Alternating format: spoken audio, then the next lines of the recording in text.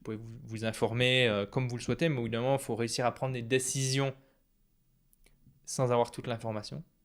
Et ça, c'est très important, c'est aussi pour ça que je ralentis. Réussir à prendre des décisions sans avoir toute l'information.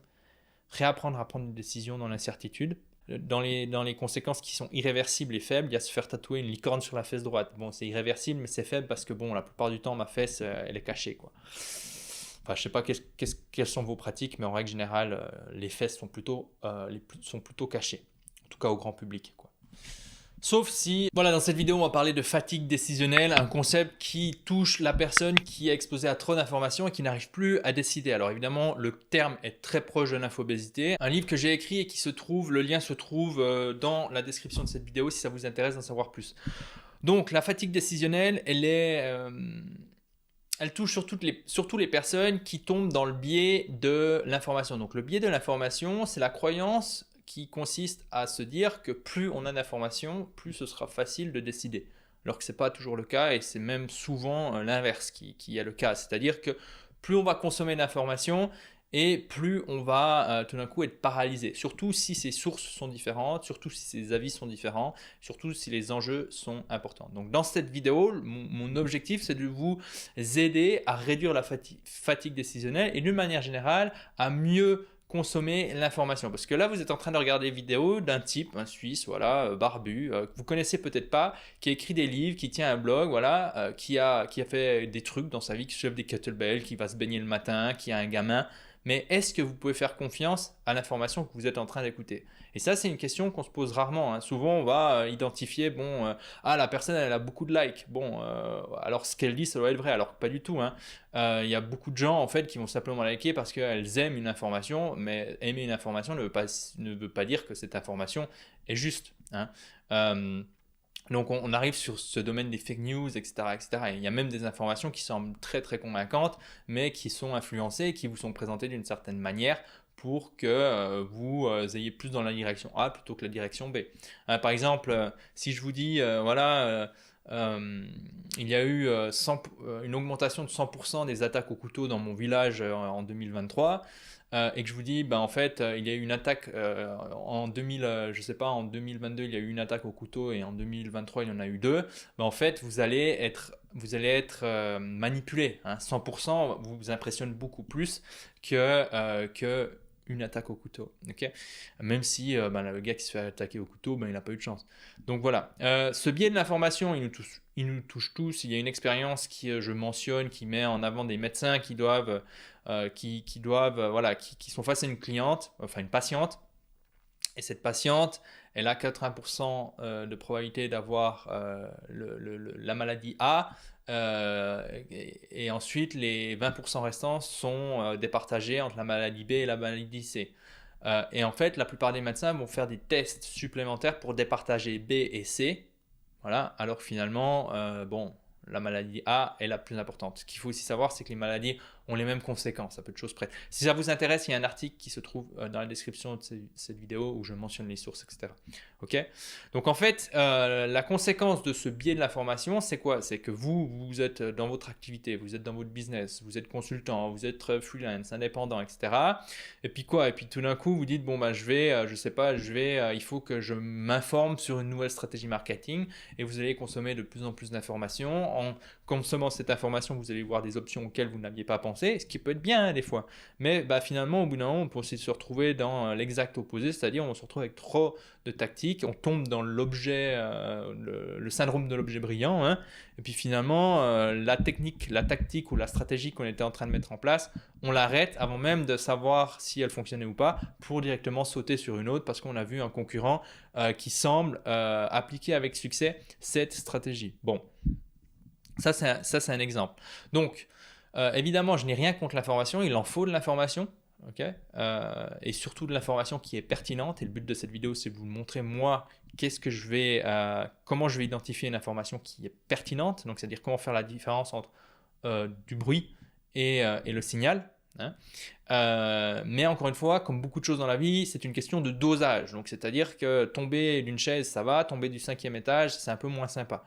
Et donc, manger une pizza une fois par mois, ça va, et manger une pizza tous les jours, c'est pas top. Donc, beaucoup de choses dans la vie, c'est une question de dosage. D'ailleurs, on peut même mourir d'une quantité d'eau trop importante. Donc voilà, alors que nous sommes essentiellement constitués d'eau et que l'eau est importante. Donc comment réduire la fatigue décisionnelle? Moi, il y a une matrice que je trouve intéressante. Alors, j'en parle dans mon livre, je vais la prendre, je vais essayer de la retrouver. C'est un petit livre qui s'adresse aux gens qui sont sous l'eau, qui ont beaucoup à faire. Donc, vous savez, si vous me lisez, je ne vais pas faire des livres de 300 pages pour raconter des histoires et des anecdotes qui ne veulent rien dire. Donc voilà. C'est une matrice, c'est la suivante. Je vais aussi vous l'afficher à l'écran, mais en gros, il y a 2 axes pour vos conséquences. Donc les axes qui sont l'axe de la réversibilité, il y a des conséquences qui sont réversibles, irréversibles. Et ensuite, il y a l'axe de l'importance, il y a des conséquences qui sont importantes, des conséquences qui sont faibles. Et vous, évidemment, ce qui est très important, avant même de vous mettre à chercher de l'information, c'est de vous dire, bon, en fait, je suis face à une situation, je suis face à une décision, je suis face à un moment de ma vie qui, suivant la décision que je prends, ça va être une décision qui est importante, aux conséquences irréversibles. Et donc là, je ralentis. Et donc là, je cherche de l'information pertinente et je réfléchis. Okay. Ce que je vois la plupart du temps, c'est les gens ils vont se gratter la tête pour savoir quel film ils vont regarder le samedi soir sur Netflix, alors qu'ils ignorent complètement la stratégie pour leur retraite, ou stratégie business, ou l'organisation de la semaine à venir. Donc ils se prennent la tête sur un truc qui est réversible. Si le film ne me plaît pas, je reviens en arrière, je prends un autre film. Mais vont complètement ignorer des choses comme, je ne sais pas, se faire opérer des reins. Ça, c'est un exemple que je donne. Donc, un exemple de truc important et irréversible, c'est se faire opérer des reins. Un truc important et irréversible, c'est se raser les sourcils. Voilà, par exemple, si je me rase les sourcils, c'est quand même important pour moi, pour ce que vont penser les gens, mais c'est réversible. J'ai quand même caché un moment et les sourcils, ils vont repousser. Okay, donc, il y a dans les conséquences qui sont irréversibles et faibles, il y a se faire tatouer une licorne sur la fesse droite. Bon, c'est irréversible, mais c'est faible parce que, la plupart du temps, ma fesse, elle est cachée, Enfin, je ne sais pas quelles sont vos pratiques, mais en règle générale, les fesses sont plutôt cachées. En tout cas au grand public, Sauf si vous allez au Bergheim et puis que vous avez des pratiques un peu déviantes qui seraient évidemment qui ne vont pas en lien avec ce que prêche Épictète, notre philosophe stoïcien adoré. Donc, comment réduire la fatigue décisionnelle? Premier point, c'est savoir quand il faut que je ralentisse. C'est-à-dire, il y a un moment là, attention, ça touche une conséquence qui est importante et irréversible, je ralentis, je vais chercher de l'information pertinente. Je ne parle pas de probabilité, parce que les probabilités, c'est difficile à calculer, surtout dans des environnements complexes, et puis c'est difficile à imaginer, alors que les conséquences, c'est assez facile. Si je joue à la roulette russe, je sais que qu'est-ce qui va se passer si j'arrive sur je sais ce qui va se passer. Soit je m'explose la cervelle, et je repeins les murs, soit il ne se passe rien du tout. Et donc, j'ai beaucoup plus de facilité à me dire qu'est-ce que je vais faire avec cette information. Okay. Donc maintenant, comment identifier l'information pertinente? J'aimerais commencer par Edgar Morin, qui a écrit dans son livre Leçons d'un siècle de vie, un petit livre que je vous recommande.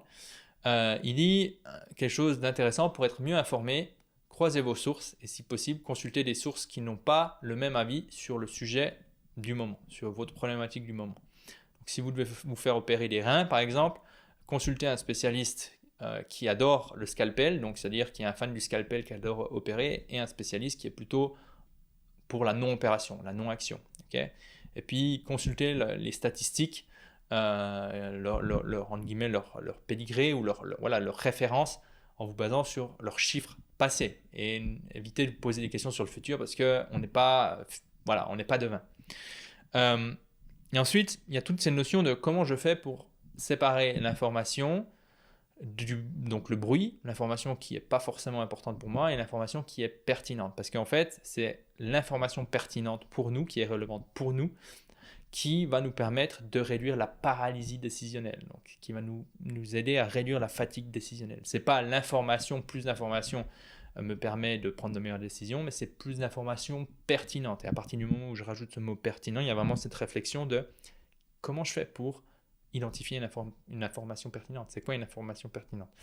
Donc pour moi, une information pertinente provient d'une personne qui, à plusieurs reprises, dans un contexte similaire, a obtenu ce que vous cherchez à obtenir. Alors ça mérite un peu de précision. Mais en gros, une personne qui a uniquement réussi une fois à obtenir ce que vous cherchez à obtenir a tout simplement peut-être eu de la chance. Elle ne va pas l'admettre, hein. Souvent on va blâmer les autres et le contexte pour notre malheur, mais nos compétences, notre talent, notre perspicacité pour nos réussites.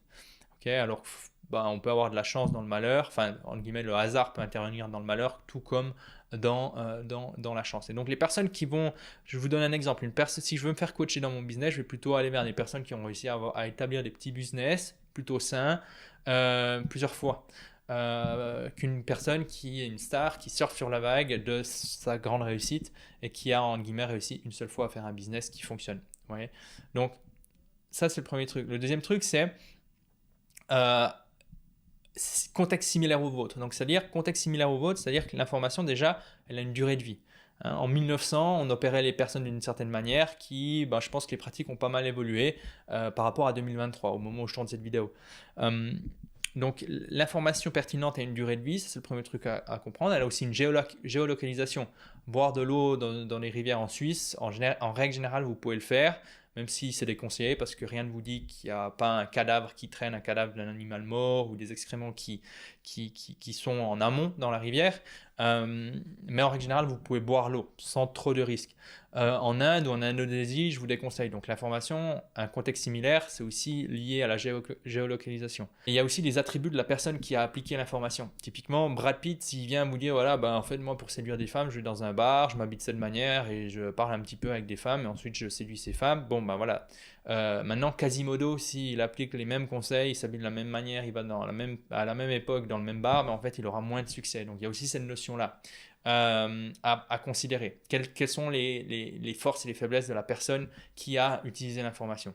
Donc, oui, évidemment, ça peut prendre du temps de réfléchir de la manière suivante. C'est pour ça que, avant de vous balancer ceci, je vous ai parlé de cette matrice qui va vous aider à savoir quand chercher de l'information pertinente et surtout qui va vous aider à identifier toutes les situations où vous n'avez pas besoin de ralentir. Typiquement, moi, un freelance, je l'engage, il n'y a pas de contrat fixe. Si après 2-3 mois, il ne fournit pas les résultats escomptés, je passe à un autre freelance. Je ne vais pas voir 20 freelance pour être sûr d'engager le bon. Parce qu'encore une fois, la décision, elle est importante, mais elle est réversible. Donc, premier point, l'information pertinente provient d'une personne qui réussit à plusieurs reprises à faire dans un contexte similaire au vôtre ce que vous cherchez à faire. Deuxième point, l'information pertinente m'éclaire sur ses limites. Donc, c'est-à-dire une personne, la personne peut me dire, dans ce contexte, l'information est appropriée, elle est pertinente, mais dans ce contexte, elle n'est pas appropriée, pertinente, parce que ça signifie quoi? Ça signifie que la personne connaît les limites de l'information, a eu des échecs avec cette information, et si elle n'est pas capable de me donner cette information, soit elle me ment, soit elle cherche à me manipuler, soit elle a une mauvaise mémoire, mais dans tous les cas, c'est pas bon signe. Donc, une information pertinente m'éclaire sur ses limites. Donc, c'est-à-dire Workflowy, c'est un logiciel très très intéressant, en tout cas sur un niveau individuel. Si vous cherchez à organiser les flux d'informations pour une grande entreprise, je vous déconseille Workflowy parce que c'est pas approprié. Je vous invite à aller sur des logiciels plus appropriés. Donc là, c'est un exemple de limite. Et l'information pertinente ne vient pas à moi, donc c'est-à-dire je dois faire un pas pour aller chercher cette information.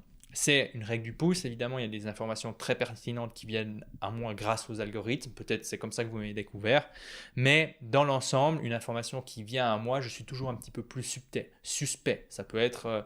Ça peut être, je sais pas, le gars qui va essayer de me vendre des formations pour le compte CPF, le Centre Professionnel de Formation, ou un truc comme ça, ou fonds privé, je sais plus, voilà, CPF, vous connaissez ça si vous êtes en France, c'est un fonds auquel vous avez le droit pour vous former. C'est des pubs sur YouTube, sur Facebook, c'est des informations, je ne les ai pas demandées, elles viennent à moi. Et donc forcément, c'est un petit peu plus suspect, parce que souvent, la personne qui m'envoie cette information a un intérêt de m'envoyer cette information, elle va payer pour avoir cette information, et donc forcément, elle va devoir rentabiliser cette information. Comment? Voilà. Donc souvent, les informations sont plus pertinentes si je vais moi-même activement les chercher. Par exemple, je vais sur Amazon, je me dis ok, j'ai un problème, je ne sais pas en ce moment de SEO, je vais me renseigner, pas forcément sur Amazon, mais je vais consulter mon consultant qui s'appelle Thomas Kubel. D'ailleurs, si vous avez des problèmes de SEO, allez voir Thomas Kubel. Vous dites-lui aussi que vous venez de ma part, évidemment. Et puis et puis je fais un effort, je prends mon smartphone, je contacte la personne. Ok. Donc voilà. Maintenant, est-ce qu'il faut renoncer à l'information plus hasardeuse, aux découvertes hasardeuses, à la sérendipité, hein, qui consiste justement à découvrir des informations auxquelles on ne s'était pas attendu? Non, pas du tout. Je pense que c'est très important. Une partie de notre quotidien, une partie de nos ressources doivent être dédiées justement à chercher de l'information et ne pas vraiment savoir ce qu'on va trouver. Et c'est aussi ce qui nous permet d'augmenter ce cercle. Vous savez, le cercle j'ignore ce que j'ignore, je ne sais pas ce que je ne sais pas. Et donc forcément, pour savoir ce que je ne sais pas, je peux pas moi-même me dire ok, je ne sais pas que je ne sais pas ça, donc je vais lire un livre sur le sujet. Non, je dois lire un livre. Tout d'un coup, il y a une personne qui me parle de ce truc. Je suis ah waouh, c'était quoi? Et donc forcément, il y a des découvertes hasardeuses et se balader dans le labyrinthe du net, écumer le net, et puis sans forcément savoir où on va, c'est très bien, mais à mon avis, il faut bien faire la part des choses entre, ok, là je suis dans une situation où je dois chercher de l'information pertinente parce que ça a des conséquences irréversibles et importantes pour moi, et d'autres moments où je me dis, ok, je vais tester, je vais explorer, je vais investir une petite partie de mes ressources là-dessus, parce que si ça ne fonctionne pas, ce n'est pas fatal pour moi. Voilà. Et puis maintenant, vous êtes en train de me dire, bon, bah, Julien, tu ne parles pas de probabilité. Non, je ne parle pas de probabilité parce que, je ne maîtrise pas suffisamment. Là, j'ai acheté 1 ou 2 livres sur les probabilités que je vais lire, peut-être que j'en parlerai un petit peu dans le futur. Mais c'est surtout parce que, finalement, même Nassim Nicolas Taleb, dans son livre The Black Swan, à la fin, il explique, finalement, les probabilités, oui, vous pouvez il y a une manière de calculer les probabilités, mais fondamentalement, la meilleure manière finalement de se protéger contre les probabilités ou gérer les probabilités, le doute, et finalement, parce que le doute, vous pouvez vous informer comme vous le souhaitez, mais évidemment, il faut réussir à prendre des décisions sans avoir toute l'information. Et ça, c'est très important, c'est aussi pour ça que je ralentis. Réussir à prendre des décisions sans avoir toute l'information. Réapprendre à prendre des décisions dans l'incertitude. Et donc, Nassim, il finit son livre, la deuxième édition, je crois, en parlant de Sénèque et du stoïcisme. Voilà. Et donc, vous êtes peut-être en train de vous dire, je noie le poisson. Moi, je vous dis juste que des mecs qui sont bien plus compétents que moi en probabilité recommandent le stoïcisme. Donc, moi, je prends un raccourci, je vous dis, bon, moi, comment je fais pour gérer cette incertitude qui va rester parce qu'on est dans un monde impermanent? Je le fais en lisant du stoïcisme, en pratiquant le stoïcisme. Et puis voilà. Donc, j'espère que cette vidéo vous a plu. Gardez avec vous la matrice, hein, irréversible, important. Gardez avec vous les différentes informations pour identifier une information pertinente. Évidemment, si vous avez d'autres manières qui vous aident à identifier une information pertinente, je suis curieux de connaître celle-ci, donc dites-le nous dans les commentaires. Et puis pensez à vous abonner pour ne pas manquer les prochaines vidéos. À bientôt, bye bye.